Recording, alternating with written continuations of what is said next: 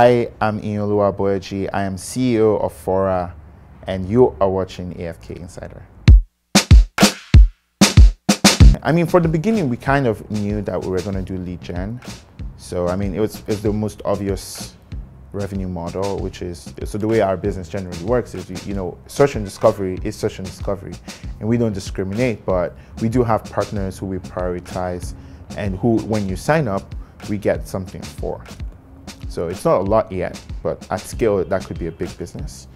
Then we also do a bunch of other things, like we do training for young undergraduates, and then we help them find jobs and take a cut of that.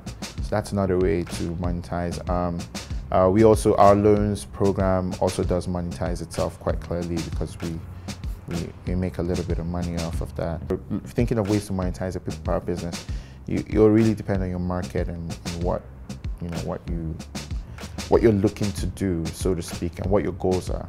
Yeah, well, there's a lot about it I cannot say, but what I can tell you for sure, I mean, Booknator was a great company. I was excited.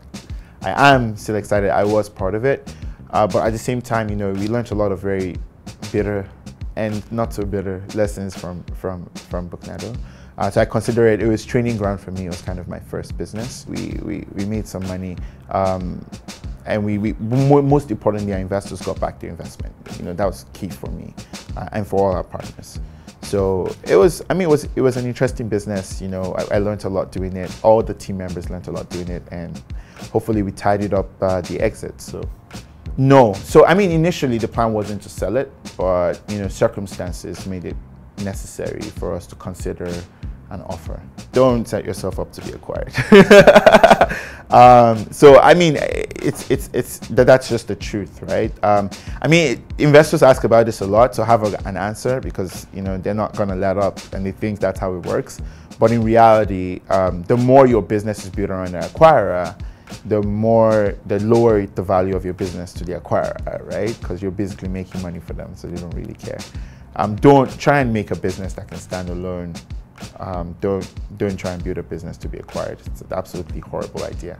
Yeah, we're pretty excited about next quarter. I mean, one of the biggest challenges that we're starting to think about is youth unemployment. So we're always looking for ideas about how to solve those problems, because it's huge. It's the only blight on Africa's growth story is that we got an incredible number of young people who do not have jobs and do not have a source of livelihood. So that's one thing that we're building initiatives around, and there's some stuff that I'm very excited about that we're working on. Our physical spaces are definitely stuff to be excited about, and new partnerships with universities across the world that they're looking to include more Africans in their programs and are looking online as a good way to do that, to increase diversity in their program.